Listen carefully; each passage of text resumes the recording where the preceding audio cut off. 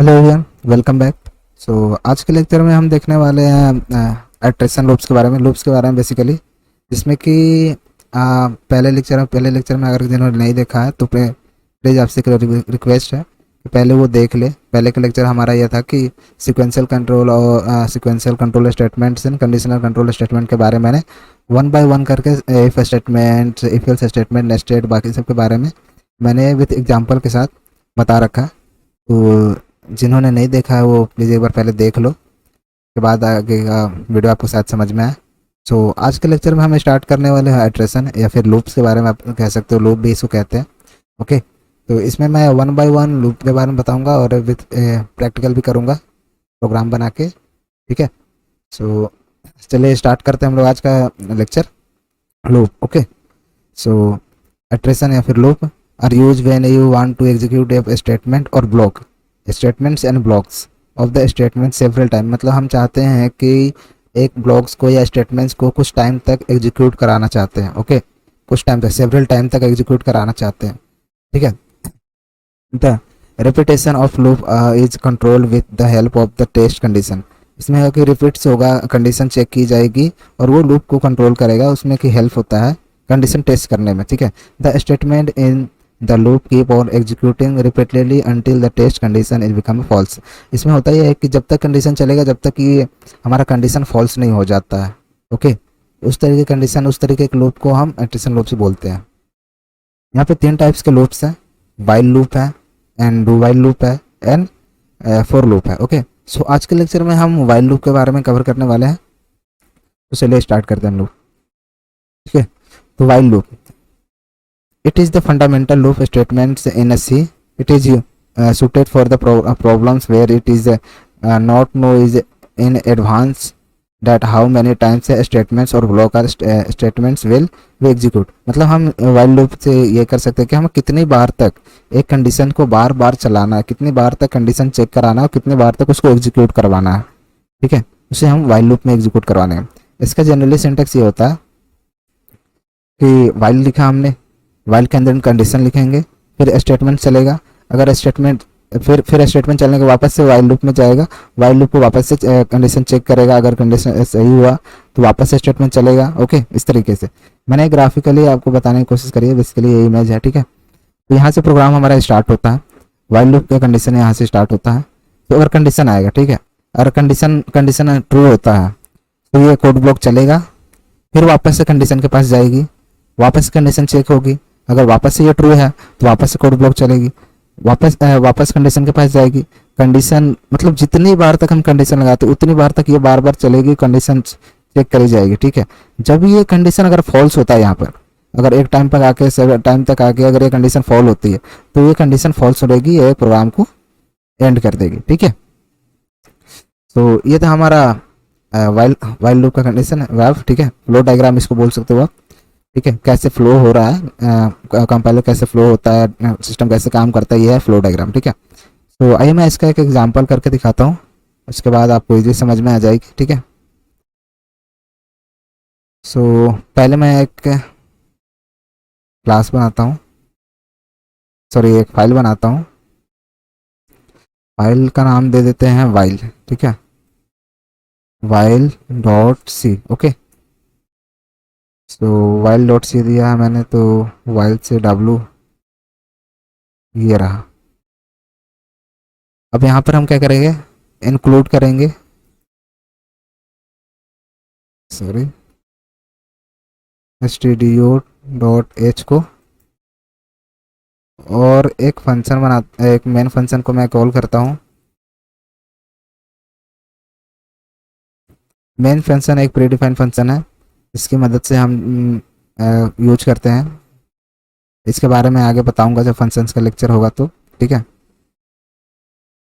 Int नाम का मैंने एक डेटा टाइप लिया है, एक वेरिएबल लिया है जिसके अंदर मैंने असाइन कर दिया, मान लो कि 50। ओके, अब क्या कर रहे हैं, हम यहाँ कंडीशन लगा रहे हैं। कंडीशन में ये होगा हमारा कि कंडीशन जब तक चले, ए का वैल्यू जब तक हो, जब तक कि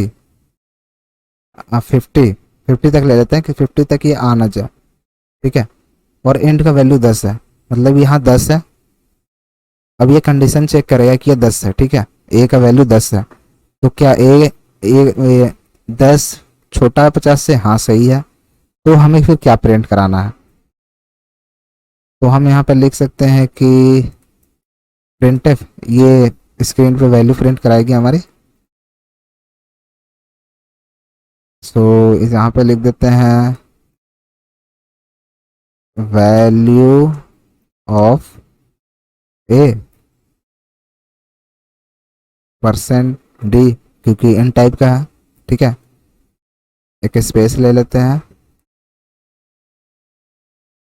और ए को कॉल करवा दे, ए में स्टोर करवा दिया मैंने इसको, ठीक है। और ए प्लस प्लस करेंगे जब तक ये चले, तब तक कि ये हमारा फॉल्स ना हो जाए, ये कंडीशन फॉल्स ना हो जाए। तो जैसे ये प्रोग्राम यहाँ पर आएगी, ठीक है, एंड के वैल्यू 50, चलो 50 मान, यहाँ पे 10 रख देते हैं, ठीक है, क्योंकि फिर ये कंडीशन अब चलेगी नहीं, ठीक है। तो 10 रख दिया मैंने यहाँ पर। अब ये कंडीशन क्या है कि अब यहाँ पे बेसिकली होगा कि 10 से स्टार्ट करेगा 50 तक इसको प्रिंट करेगा। तो ये जो यहाँ पर जैसे ये कंडीशन है 10 है, अभी तो 10 है, 10 ग्रेटर देन 50, चलो 10 लेस देन 50, तो हाँ ये सही है, तो ये वाला प्रिंट करो। फिर इस लाइन वाला इस लाइन में आएगा, फिर एक आगे बढ़ाना है 11, क्या 11 क्या सही है, 11 छोटा 50 से, हाँ सही है। फिर से ये प्रिंट करेगा, फिर ये इस लाइन में आएगा, फिर एक बढ़ाएगा, फिर वापस यहाँ पे जाएगा, ठीक है। तो यहाँ पर ऐसे ही होता रहेगा, 50 तक होगा, ये 50 तक प्रिंट होगा, 50 तक प्रिंट होगा, फिर उसके बाद ये प्रोग्राम जब ये फॉल्स हो जाएगा तो इसको एग्जीक्यूट करेगा, ठीक है। तो हम रिटर्न में कर देते हैं 0, ठीक है, क्योंकि किसी जगह को रिटर्न पास नहीं कर रहा। मैं इसको बिल्ड करता हूँ या रन करता हूँ।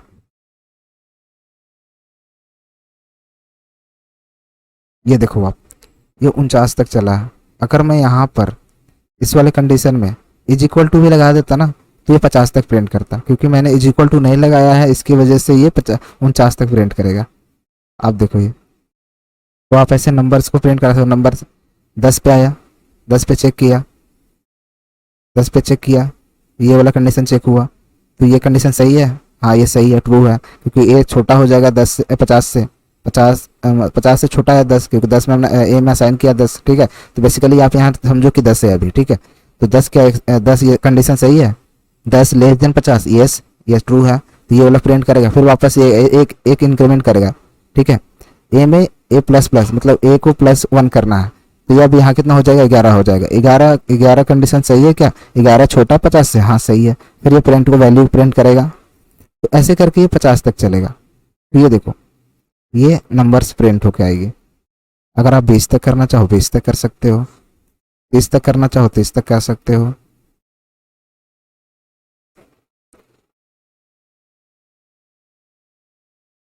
देखो ये 29 तक हो गया।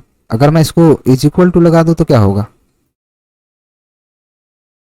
चलिए देखते हैं क्या होता है।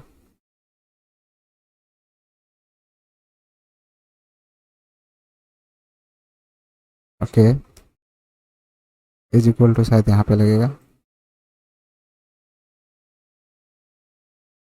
ये देखो ये 30 तक लिया है, क्योंकि मैंने क्या किया था, ए का जो वैल्यू है वहाँ 30 तक किया था। मैंने अगर ये 30 तक भी आता है ना, तो इज इक्वल टू वाला ये चल रहा है, ये ग्रेटर देन लेस देन नहीं देख रहा है, क्योंकि ये इस कंडीशन को भी देख रहा है। इज इक्वल टू को यहाँ 2 ऑपरेटर है, देखो ध्यान से, एक ग्रेटर है और एक इज इक्वल टू है। तो अगर ग्रेटर सही नहीं है, अब तो फिर चेक किया कंपाइलर का, वो इज इक्वल टू भी है, तो इज इक्वल टू वाला उसने चला दिया, ठीक है। तो आप इसको 1 से भी चला सकते हो, 1 से 30 तक मैं देखता हूँ चला के।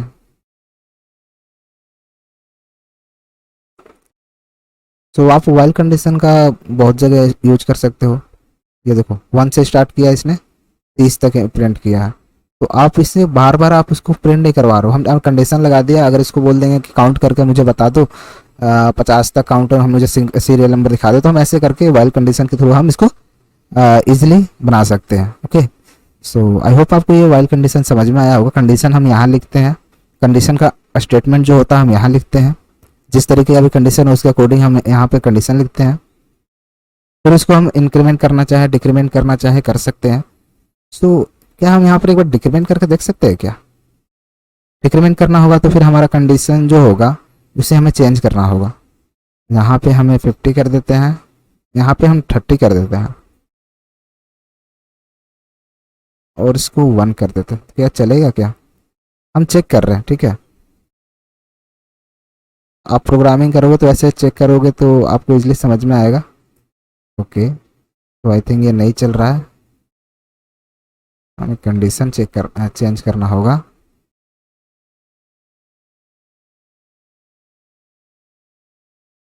ये देखो, इसने 30 से स्टार्ट किया, तो हमने क्या किया कि माइनस किया यहाँ पे।